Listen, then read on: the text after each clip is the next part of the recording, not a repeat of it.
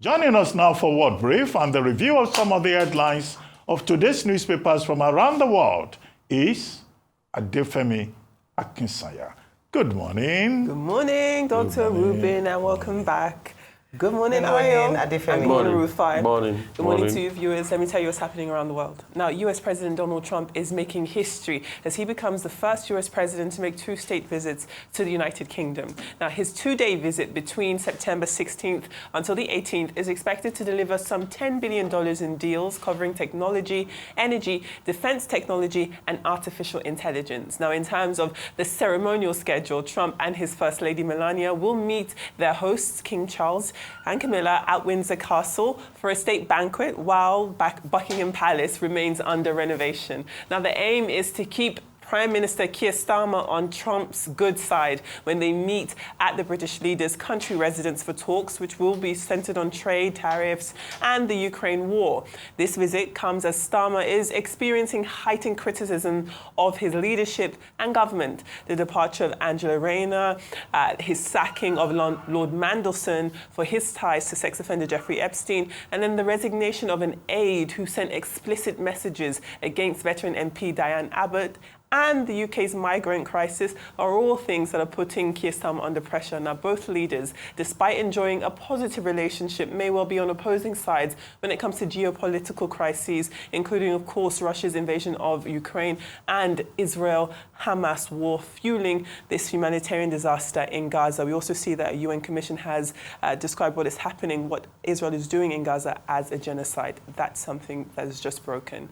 Now, moving on, before Trump reaches the United Kingdom, there is news that the US and China have reached a deal over social media app TikTok, which marks a shift in ownership and should avoid a US nationwide ban.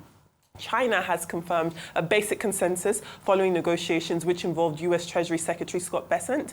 President Trump says that he will speak to his Chinese counterpart Xi Jinping on Friday, but as yet no details have been released other than Bessent saying that a framework of the deal is now in place. Now, we remember it was a wide bipartisan majority of Congress which passed the law signed by President Joe Biden last year requiring ByteDance to sell TikTok by the 19th of January 2025 or face a ban, arguing the Chinese government could use the app to access Americans' personal data or shape what they can see online.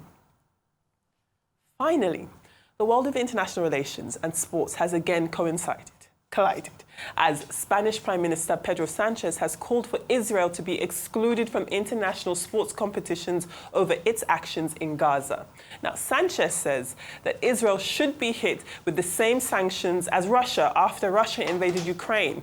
His remarks came a day after pro-Palestinian activists disrupted the closing stage of the Vuelta a España cycling race in Madrid, throwing barriers onto the course in protest at the participation of the Israeli team, Israel Premier Tech. Now, police clashed with demonstrators near the finish line, leaving 22 people injured and arresting at least 2 others.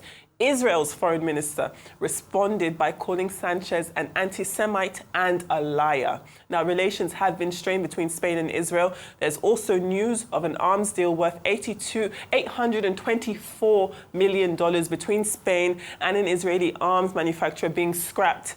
Now, back to the sports angle. The questions now being asked are whether sporting bodies should enforce political or ethical standards. Is sports neutral ground?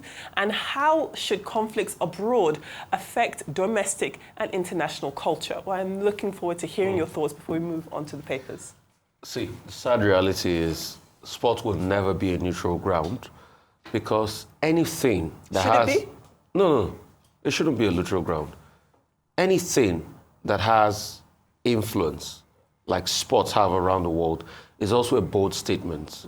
Sport should be a neutral ground.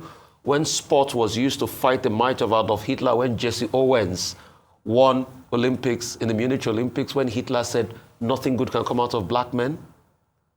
Sport should be a neutral ground. When in Mexico 68, the Black Power movement hand came up. Sport should be a neutral ground. When it was on the sport ground, I think it was about 72 Munich Olympics, they went ahead and they killed people there for political gains. It will never be a neutral ground. As long as it has influence, it will be a point of influence. And that's why it's a fair point Sanchez made. If the whole world came hard not just only on Russia, on Russian athletes. Yes. Then why can't they come hard on Israel that is perpetrating a very precipitous level of genocide? And that's why he supported those Gaza protesters at Vuelta at the end of the race when they came protesting.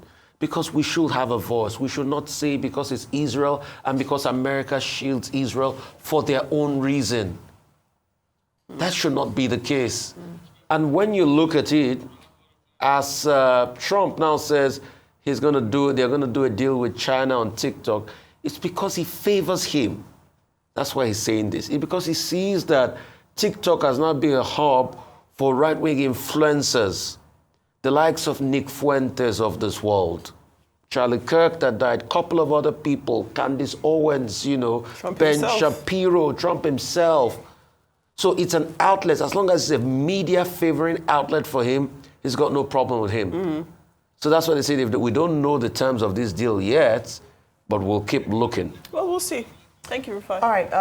The president's trip to the United Kingdom, he said where he would be going to would be hosted by the King and Queen, and also have the opportunity to have conversations with Prime Minister Keir Starmer, like you mentioned. I think maybe just to talk about Diane Abbott a bit, because we didn't talk about the aide who made very derogatory and sexist comments about her at a party. But the interesting was that this happened about 8 years before, so it's not a recent thing, and it's been criticized that someone can keep information with the intention to blackmail you in the future, and this is what we've seen now, and it's cost him his job. But Diane Abbott is the longest-serving female member of parliament in parliament, and also the first black woman to attain that feat, that is being a member of parliament. So she's regarded quite highly, even though she's had issues with her party in recent times, the Labour Party, with her statements on race, but she's very highly regarded. And to see this happen, so a number of people who've gotten into trouble with Keir Starmer, whether it be Angela Rayner or Mandelson or the aide, have argued for whether or not their dismissal or what they were accused of was worth the punishment that they received. Now, talking about the visit, even though they will try to move away from, he's not going to address Parliament or go into Parliament, but they will have opportunities for conversations around tariff. So Keir Starmer will be looking to have the US exempt UK steel and aluminium. We know that the UK steel industry has come under a bit of has had some downturn as it's going towards more greener sources. Tata Steel in Port Talbot was closed in 2024. And so it's a big income earner for the UK industry. And to see if they have increased tariff, it would also, significantly negatively impact that industry. So it would be good to see what the conversations would be. But also what might not be talked about would be that if the UK ambassador to the US was relieved of his duties as a result of his connections to Jeffrey Epstein, the president himself has connections to Epstein. And so there are concerns around, okay, if he's not getting any flack for that, as it were, why should I lose my job for that? So just a few interesting things that would happen. But we just talked about diplomatic relationships between the US and the UK and deepening that relationship, especially when it comes to trade. Thank you, Ayo. Okay, you asked a question about sports and politics, and I say that both intertwine, to shape and reshape our society, creating a very complex and contentious relationship. Now, to the extent that it can be positive, it can be negative. Positive in the sense that you have Olympic Games, you have Commonwealth Games, you have AFCON, you have WAFCON, to promote solidarity and for countries to express their nationalistic fervor in the context of competition. But negatively, sports has also led to, a war. Two countries once fought a war over a football match. In 1972 Munich Olympics, I think it was 1972 Olympics. Now, the Palestinians, a group called Black September, they killed Israelis. The Israelis retaliated in Munich, at the next Olympics. In 1936, Germany hosted the Olympics, 1936 Olympics, where Hitler wanted to promote Aryan nationalism. That's what it is called. But at the end of the day, it was J.C. Owens who won 4 gold medals, 100 meters, 200 meters, 4x100 relay, and a long jump. And of course, Trump didn't like that. In 2022, they wanted to host Saudi Arabian Grand Prix, Formula One, there was protests. Saudi Arabia does not believe in human rights. Now, apartheid, during the apartheid season, the South African government was excluded, from taking part in international sporting competitions. That's also politics. So Pedro Sanchez is now saying that if you can ban Russia, as is the case, why don't you ban Israel? Until the end of this barbarity, both Russia and Israel should stand banned. And that was the point he was making. He's left-wing. He leads the Socialist Party. But of course, the story, of course, is that it's not only Spain, other countries, Canada, Australia, UK, they are now threatening to recognize the state of Palestine, or Palestine, as a country, as a sovereign entity. Yes. I think the important thing is for Israel, for more countries and individuals to stand up to the impunity of Israel, the violation of international law by Israel. Very quickly, Donald Trump going to the UK is going to arrive today. The ceremonies will begin tomorrow. He's a royalist, so he's happy at a personal level. And, this is the second time an American president will be invited on a state visit, something that is reserved strictly for royals. So he is going to enjoy himself. However, we hope that he will not go and put his foot in his mouth. Because when he visited in 2019, he generated a lot of controversies. You can expect that there will be protests, perhaps, over the issue of Charles Kirk, over the issue of Peter Mandelson, and over, Trump's politics in the right-wing politics in the world. But Britain is interested in what they can get. Steel and aluminum tariffs. Yes. There have been ongoing negotiations.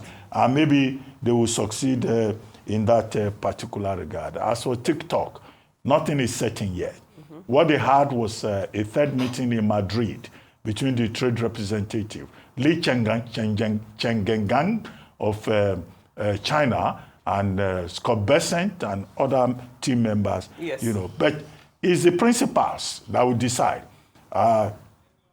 The Chinese president and also Trump. And the expectation is that they will speak on Friday. Agreed. And then maybe there will be a summit between both countries. Yes. But nothing is certain. And if we know anything about Trump, a lot will depend on what Trump wants to do. Exactly. So many people want to buy TikTok. Rafael Ellison of Oracle, Mr. Beast of YouTube, and others who want to buy TikTok. Buy it, exactly. But it's a matter of parliament. Congress took a decision in April 2024. They did, yes. And then the Supreme Court also affirmed that. So there are other dimensions to those negotiations, both legal and political. Agreed. Well, thank you all for your wonderful submissions to the World Brief. Always a riveting conversation. Let's take a look at papers. We are talking oil on a host of papers this morning. Now, this day leads with former Vice President Atiku Abubakar expressing his concerns over the federal government's planned divestment of equity in oil sector joint ventures. He says that any privatization efforts must prioritize transparency and be guided by public scrutiny. Now, Atiku warns the plan appears to favor select insiders and foreign entities, potentially sacrificing Nigeria's long-term national interests and energy security for short-term financial gains. Now, The Advocate by Onikepo Braithwaite this week is titled Dangote Refinery, Unionism and Nupeng. In it, she argues the Dangote Refinery's market position stems from the Nigerian government's failure to maintain its refineries, not from monopolistic practices by Dangote. She challenges critics, including Nupeng, to focus on holding the government accountable for the state of national refineries and notes that competition in the sector is open. To that end, we see the Punch's picture headline, which depicts senior leadership of Dangote Industries as they unveil the CNG-powered trucks to handle direct fuel distribution, as they intend to reduce costs and inefficiencies in fuel delivery, especially with the high cost of fuel logistics and market distortions here in Nigeria. Now, looking at the paper's main headline, the Punch does the lead with crashing food prices, which is causing concern for farmers, but relief for consumers. Looking at the causes for the drop in food prices, there is the intervention by the federal government, of course, which includes the distribution of grains from strategic reserves, fertilizer subsidies, and support for local farmers. as President Tinubu recently ordered a committee to further reduce food prices by ensuring the safe passage of agricultural produce. There's also the government's 180-day duty-free window from July to December 2024 for importing staple foods like rice, maize, wheat and beans, which led to a significant increase in agricultural imports, reaching 2.22 trillion naira in the first half of 2025. Let's move on to the Vanguard, which reports on President Tinubu cutting his 10-day working vacation to return to Abuja today in order to resume official duties. Now, it's an important week, so it can be inferred that the president may have returned early to address the state of emergency in Rivers State, which is due to be lifted on Thursday, as that is when the 6-month suspension of elected Governor Siminalayi Fubara is to expire.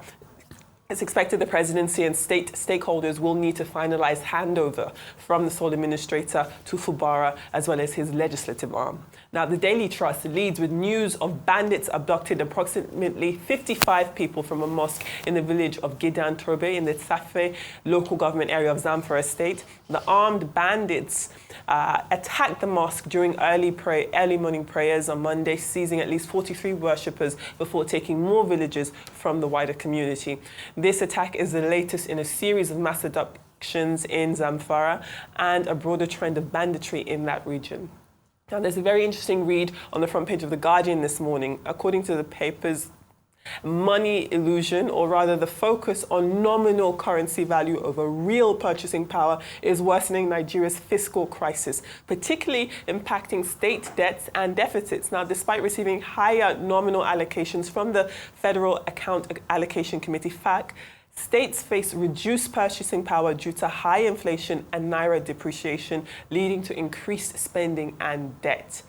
Finally, the New Telegraph leads with the topic of incessant strikes. Nigeria's Medical Association says the federal government is not sensitive to doctors' welfare, and that's as it rejects salary cuts for doctors in Lagos. Now, this back and forth with strikes shows that there is an ongoing problem within Nigeria's health sector, with these repeated breakdowns in negotiations, delayed wages, and general under-resourcing. The argument is that these strikes are symptoms of deeper structural issues rather than just temporary disputes.